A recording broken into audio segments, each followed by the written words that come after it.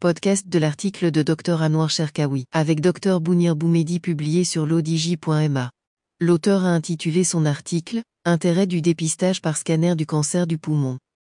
Il commence son article ainsi. L'objectif du dépistage d'un cancer est de détecter les personnes qui, dans une population apparemment en bonne santé, présentent un risque supérieur de contracter une maladie ou un problème de santé, de façon qu'un traitement ou une intervention puisse être plus efficace. En 2022, la Haute Autorité de la Santé en France, HAS, recommande le dépistage du cancer du poumon par scanner. Cette recommandation part du fait qu'il n'existe pas jusqu'ici en France de dépistage organisé du cancer du poumon. Cependant, aujourd'hui, l'analyse des nouvelles données disponibles montre que le dépistage par scanner à faible dose chez les personnes fortement exposées au tabac conduit à une réduction de la mortalité spécifique à ce type de cancer. Il faut noter que le Maroc vient à peine de se doter d'une haute autorité de la santé en novembre 2022. L'auteur poursuit son article ainsi.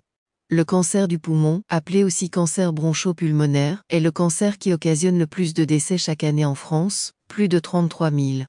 Souvent diagnostiqué à un stade tardif, il est également l'un des cancers de plus mauvais pronostic avec un taux de survie à 5 ans de 20%. Chez l'homme âgé de 45 à 64 ans, il représente la première cause de décès, toutes causes confondues. Il est en forte progression chez la femme. Le tabac est responsable de 8 cancers du poumon sur 10. Il n'y a pas de statistiques nationales au Maroc, mais des études partielles présentées lors de congrès nationaux de pneumologie et de cancérologie montrent la même tendance. L'objectif du dépistage d'un cancer est de détecter les personnes qui, dans une population apparemment en bonne santé, présentent un risque supérieur de contracter une maladie ou un problème de santé, de façon qu'un traitement ou une intervention puisse être plus efficace. Si une anomalie est repérée, des examens complémentaires peuvent être nécessaires pour confirmer le diagnostic ou mettre en place un suivi. Dans le cas du cancer broncho-pulmonaire, l'examen de dépistage est un scanner thoracique à faible dose sans injection, technique d'imagerie aussi appelée tomodensitométrie. L'auteur précise ainsi. En cas d'anomalie, le bilan diagnostique comporte l'examen clinique, des examens complémentaires d'imagerie médicale ou de médecine nucléaire voire une biopsie de la tumeur. La Haute Autorité de la Santé recommande que les pouvoirs publics invitent à intervalles réguliers une partie de la population asymptomatique à pratiquer un scanner thoracique à faible dose. Il est évident que cela engendrera des dépenses supplémentaires. Mais, il serait pertinent d'évaluer les avantages et les inconvénients sur la santé des individus. Les études scientifiques sur lesquelles s'est basée la HAS ont rapporté que le dépistage du cancer broncho-pulmonaire par tomodensitométrie à faible dose chez les personnes ayant un risque augmenté de ce cancer réduit la mortalité spécifique de celui-ci.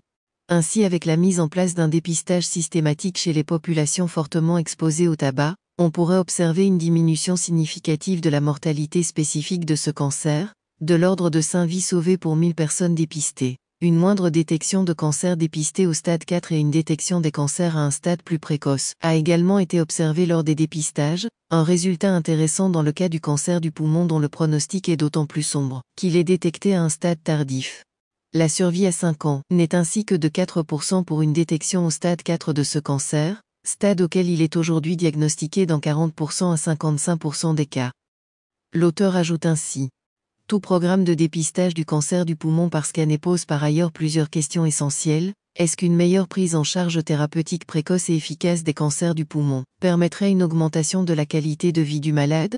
Est-ce que ce dépistage engendrera une diminution de la charge financière de cette maladie? Tout dépistage qui n'est pas associé à des actions de lutte contre le tabagisme serait incomplet. Le dépistage du cancer du poumon pose par ailleurs des aspects éthiques et sociétaux, liés aux disparités socio-économiques à l'accès au dépistage notamment pour les populations dites vulnérables. Il est indéniable que le tabagisme chronique est fortement associé au statut socio-économique. Au Maroc, cet aspect économique pourrait être résolu grâce à la généralisation de l'assurance maladie, qui devrait penser à intégrer des actions de prévention, qui engendreraient des économies de santé sur le long terme. L'auteur conclut son article ainsi. Enfin, chaque personne doit pouvoir bénéficier d'une information complète et neutre sur les avantages, les limites et les inconvénients possibles du dépistage, afin de prendre une décision éclairée. Rédigé par Dr Anouar Cherkaoui, élu par l'intelligence artificielle de l'ODJ Media. N'oubliez pas de télécharger notre application l'ODJ mobile sur Android et iOS, et de vous abonner à notre chaîne YouTube l'ODJ TV, si vous souhaitez être au courant des dernières actualités, podcasts et émissions télévisées.